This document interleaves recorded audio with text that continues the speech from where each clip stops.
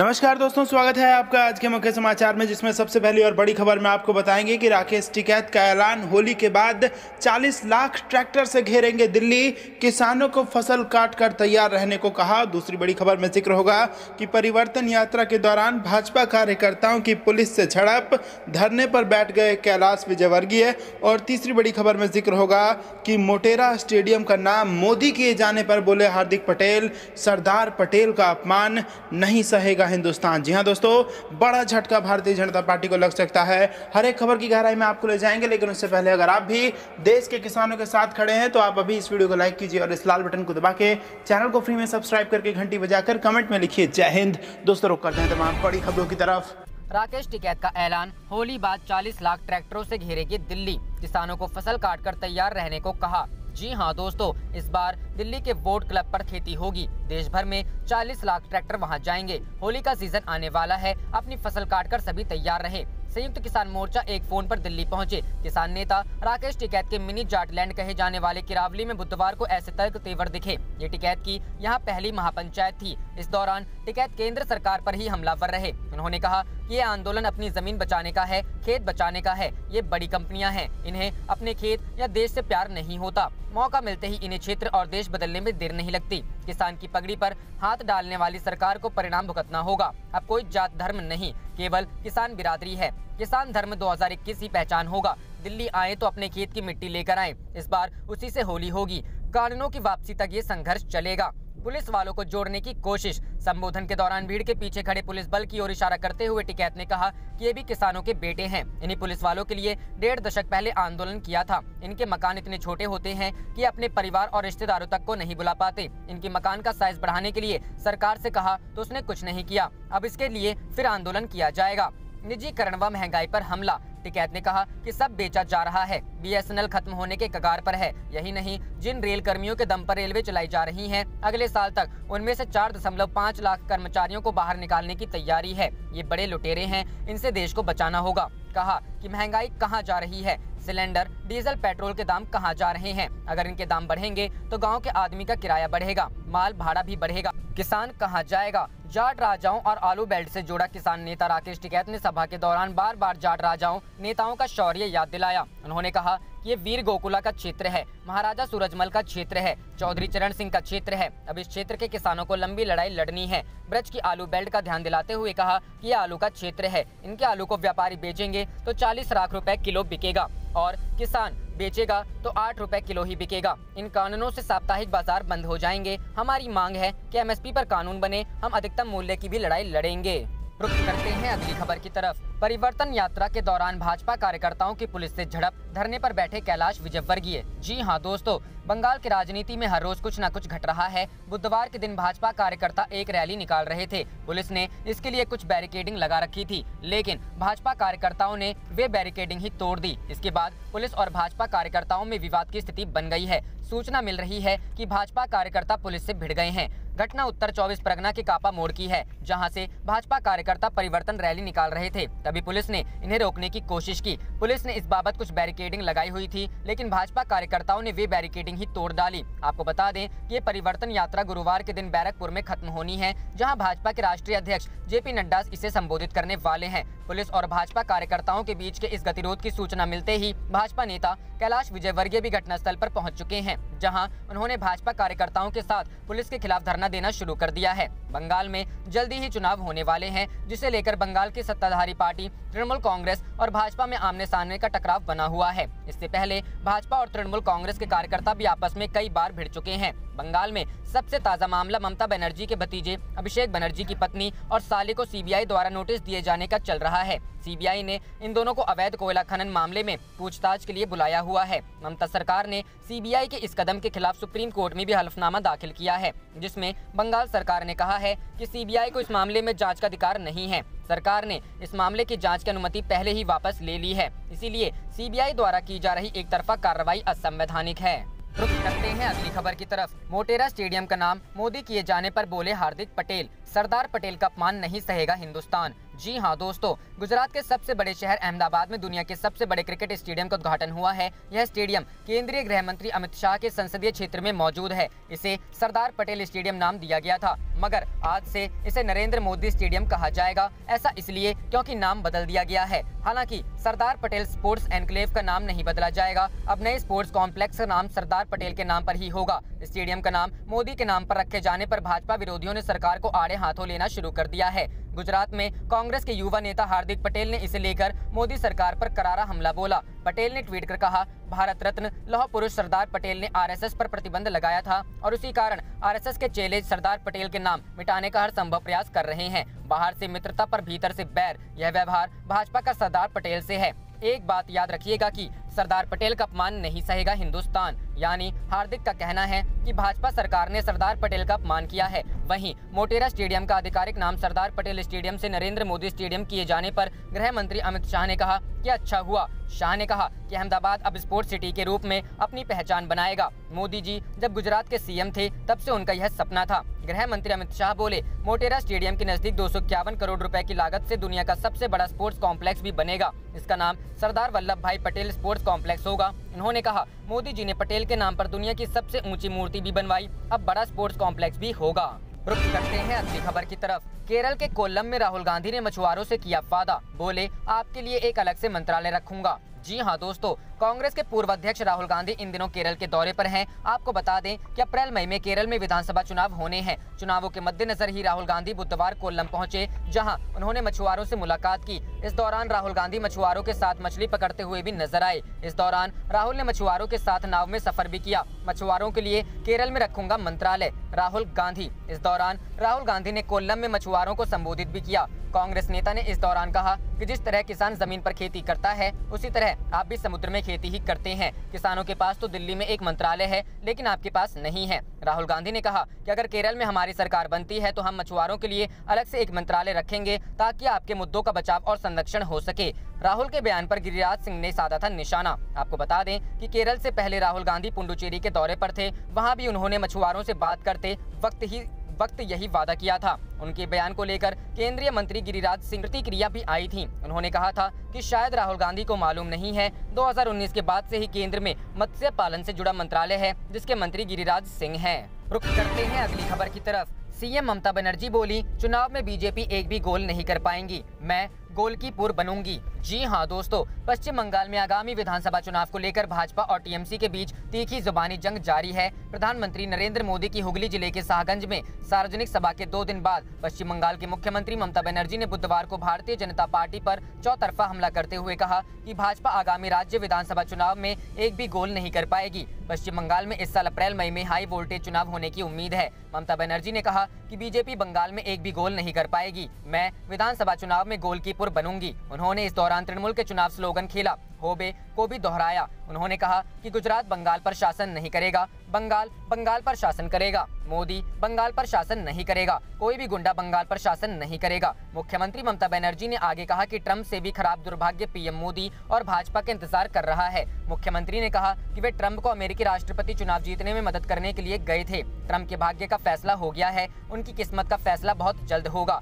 तृणमूल कांग्रेस के सुप्रीमो ने मंगलवार को पार्टी के लोकसभा सांसद अभिषेक बनर्जी की पत्नी रुजिरा बनर्जी से पूछताछ के लिए भाजपा पर भी निशाना साधा। उन्होंने कहा कि वे मेरे घर में प्रवेश कर रहे हैं और हमारी बहू को कोयला चोर कह रहे हैं। वे माताओं और बहनों को कोयला चोर कह रहे हैं। वे खुद भ्रष्टाचार में लिप्त हैं। दुर्गापुर में उस होटल का मालिक कौन है जहां भाजपा नेता रहते हैं? क्या वह कोयला चोर नहीं है? आपको बता दें कि कोल स्मगलिंग मामले में सीबीआई ने मुख्यमंत्री ममता बनर्जी के भतीजे अभिषेक बनर्जी की पत्नी और साली पर शिकंजा कसना शुरू कर दिया है। अभिषेक बनर्जी की पत्नी रुजिरा नरुला ने सीबीआई ने मंगलवार को पूछताछ की। इससे पहले सीबीआई की टीम मुख्यमंत्री अभिषेक बनर्जी के घर पहुंची। वहां कुछ समय रहने के बाद जैसे ही वह बाहर निकली, सीबीआई की टीम रुजिरा से पूछताछ के लिए पहुंच गई। सीबीआई ने करीब 1.5 घंटे तक रुजिरा बनर्जी से पूछताछ की थी।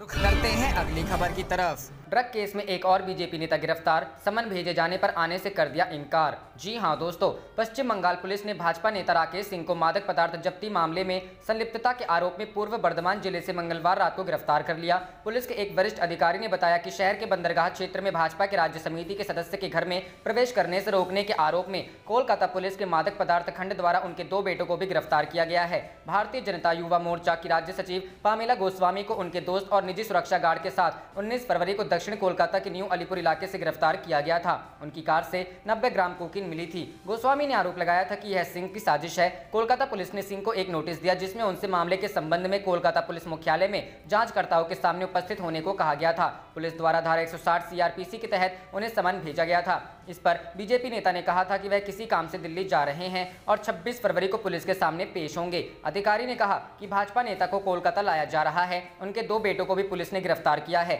शिवम सिंह और सुवम सिंह को कोलकाता पुलिस ने कथित रूप से पुलिस अधिकारियों को उनके कर्तव्यों का निर्वहन करने से रोकने के आरोप में गिरफ्तार किया है। उन्हें लाल बाजार के सेंट्रल लॉकअप में भेज दिया गया है। इससे पहले राकेश सिंह ने पुलिस के नोटिस को रद्द करने का अनुरोध करते हुए कलकत्ता उच्च न्यायालय में याचिका दी थी, जिसे उच्च न्यायालय ने मंगलवार को खारिज कर दिया था। अदालत के आदेश के बाद कोलकाता पुलिस सिंह के आवास के अंदर घुसी। इससे पहले सिंह के परिवार ने पुलिस को आवास में प्रवेश करने से रोक दिया था।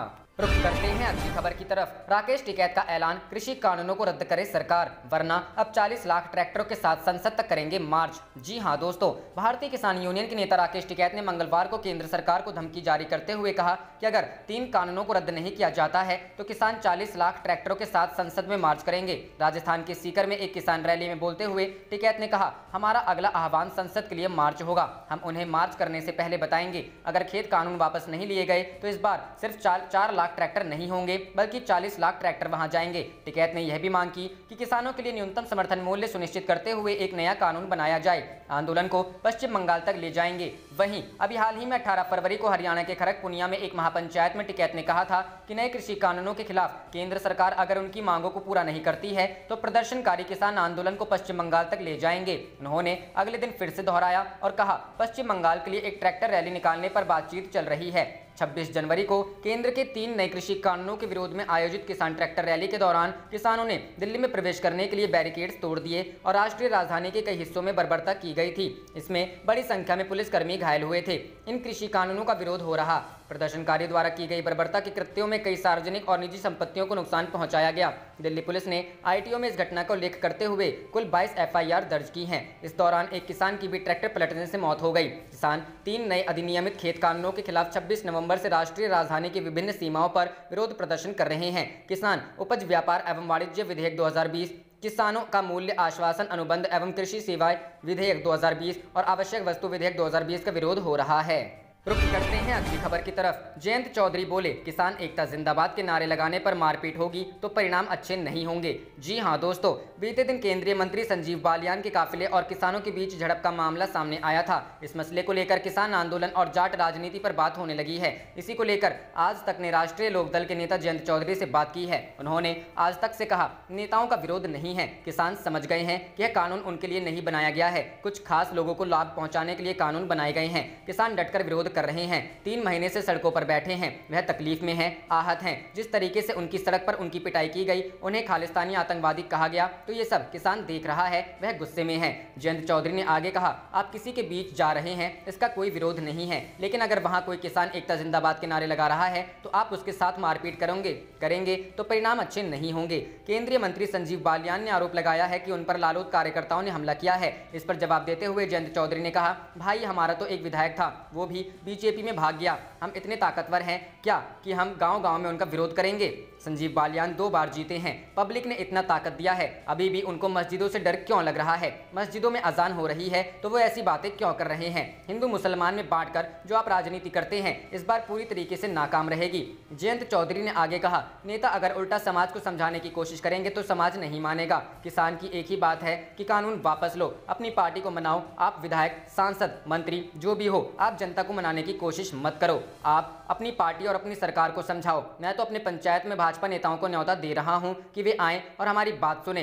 आप में सहन करने की क्षमता होनी चाहिए। आप अपनी बुराई को सहन करें। संजीव बालियान को आज भी मैं दिख रहा हूं। किसान की पीड़ा नहीं दिखाई दे रही। हरियाणा के कृषि मंत्री ने आपत्तिजनक बयान दिया, तब आपने विरोध नहीं किया। आज आपको विरोध दिख रहा है। मैं अपील करता हूं कि बीजेपी के नेता डरे नहीं, किसानों के बीच जाएं और बोले कि आपसे गलती हुई है और अपने नेताओं को और अपने आलाकमान को जाकर समझाइए कि किसान क्या चाहता है। किसान आंदोलन और जाटों के समीकरण पर जवाब देते हुए जयंत चौधरी ने कहा, इस पूरे आंदोलन को एक जाति के आंदोलन में बदलने की कोशिश की गई है। किसानों के बजाय इसे खास जाति के आंदोलन बताने की कोशिश की गई और ये उन्हें अलग अलग करने की कोशिश है। इससे उनमें गुस्सा है। जिस तरीके से गृह मंत्री मीटिंग लेते हैं, मीटिंग में कहा जाता है जाटों को ठीक करना है, किसान से जाट और जाट से खाप, और अब गोत्र पर आ रहे हैं। अंग्रेजों की तरह डिवाइड एंड रूल कर रहे हैं, सभी किसानों को जातियों में बांट रहे हैं। तो क्या किसान यह नहीं देख रहा? इसी वजह से गुस्सा पनप रहा है। जाति तक यह आंदोलन को ले जा रहे हैं। इसका विरोध है, चंद नेताओं का विरोध नहीं है।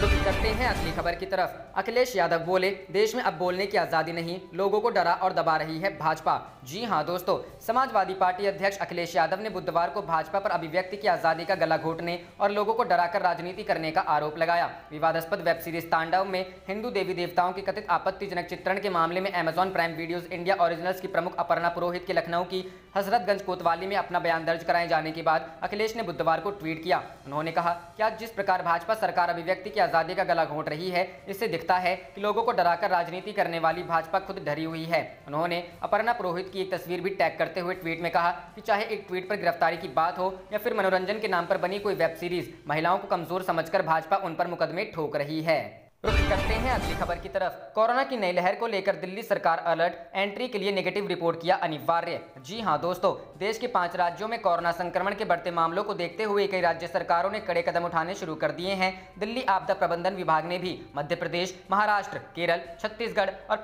और पंजाब से दिल्ली आने वालों के लिए अब RT-PCR की नेगेटिव रिपोर्ट दिखाना अनिवार्य कर दिया है। नया नियम 26 फरवरी यानी शुक्रवार आधी रात से लागू हो जाएगा और 15 मार्च दोपहर 12 बजे तक लागू रहेगा। बता दें कि इन 5 राज्यों से दिल्ली आने वाले हर शख्स की रिपोर्ट 72 घंटे से ज्यादा पुरानी नहीं होनी चाहिए। यानी आप अगर इन राज्यों से दिल्ली में आ रहे हैं तो हर हालत में आपकी रिपोर्ट नेगेटिव होनी चाहिए। अगर आपके पास 72 घंटे से पहले की नेगेटिव रिपोर्ट है तो भी आपकी एंट्री दिल्ली में नहीं होगी या फिर क्वारंटीन किया जा सकता है। दिल्ली आपदा प्रबंधन विभाग इस बारे में आदेश जारी करने जा रही है। गौरतलब है कि मध्य प्रदेश, महाराष्ट्र, केरल, छत्तीसगढ़ और पंजाब में कोरोना के मामले तेजी से बढ़ रहे हैं। मंगलवार को जो देश भर में कोरोना के जो आंकड़े आए हैं उसमें 86% कोरोना के मामले इन्हीं राज्यों से आए हैं। इन राज्यों ने भी कोरोना के बढ़ते मामलों को देखते हुए कई फैसले लिए हैं। महाराष्ट्र सरकार ने तो कोरोना के बढ़ते मामले को लेकर कई कड़े नियम लागू कर दिए हैं। महाराष्ट्र में 7 दिन के अंदर कोरोना पर कंट्रोल नहीं किया गया तो राज्य सरकार सख्त फैसले ले सकती है। रुख करते हैं अगली खबर की तरफ। बीजेपी नेता राकेश सिंह के घर पर छापेमारी, 2 बेटों को पुलिस ने हिरासत में लिया। जी हां दोस्तों, पामेला गोस्वामी कोकीन मामले में कोलकाता पुलिस ने बीजेपी नेता राकेश सिंह के घर पर छापेमारी की। 3 घंटे की छानबीन के बाद पुलिस राकेश सिंह के 2 बेटों को हिरासत में लेकर लाल बाजार ले गई। गौरतलब है कि इस मामले में गिरफ्तार पामेला 25 फरवरी तक पुलिस की कस्टडी में है। 19 फरवरी को गिरफ्तार हुई थी पामेला। बता दें कि 19 फरवरी को कोकीन रखने के आरोप में बीजेपी की नेता पामेला गोस्वामी को उनके एक साथी के साथ गिरफ्तार किया गया था। पामेला की कार और बैग से 100 ग्राम कोकीन बरामद हुआ था।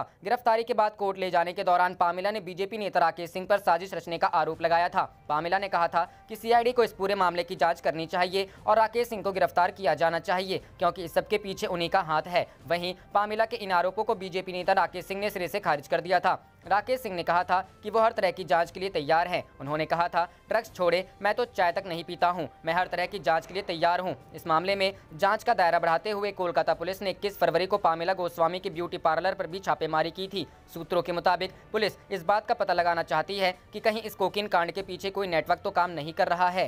रुख करते हैं पहले खबर की तरफ। दार्जिलिंग में फिर काले झंडे से हुआ दिलीप घोष का स्वागत, भाजपा अध्यक्ष ने कही ये बात। जी हां दोस्तों, पश्चिम बंगाल प्रदेश भाजपा के अध्यक्ष दिलीप घोष 3.5 साल बाद दार्जिलिंग पहुंचे और काला झंडा ने उनका पीछा नहीं छोड़ा। गोरखा जनमुक्ति मोर्चा के समर्थकों ने भाजपा के एक कार्यक्रम में शामिल होने पहुंचे दिलीप घोष को काले झंडे दिखाए। दिलीप का आरोप है कि इसके पीछे बिमल गुरंग और तृणमूल कांग्रेस का हाथ है। करीब 3.5 साल बाद उन्हें आज फिर जगह जगह काले झंडे दिखाए गए। 5 अक्टूबर 2017 के बाद पहली बार मंगलवार 23 फरवरी को वह दार्जिलिंग पहुंचे थे। भाजपा ने दिलीप घोष के स्वागत की व्यापक तैयारी की थी। बावजूद इसके उनका स्वागत हुआ काले झंडे से। बंगाल की सत्ता पर काबिज होने की तैयारी कर रही भाजपा के प्रदेश अध्यक्ष का उत्तर बंगाल कई बार आना हुआ, लेकिन दार्जिलिंग में 3.5 साल में सिर्फ सिर्फ 2 बार। वर्ष 2019 के लोकसभा चुनाव में अमित शाह के साथ वह कलिम्पोंग गए थे, लेकिन दार्जिलिंग नहीं गए। मंगलवार 23 फरवरी को उन्होंने दार्जिलिंग में एक जनसभा की। वर्ष 2017 में जिस तरह से दिलीप घोष को काले झंडे दिखाए गए थे, उसको ध्यान में रखकर भाजपा ने पूरी तैयारी की थी, लेकिन उनके दिन की शुरुआत काले झंडे के साथ ही हुई।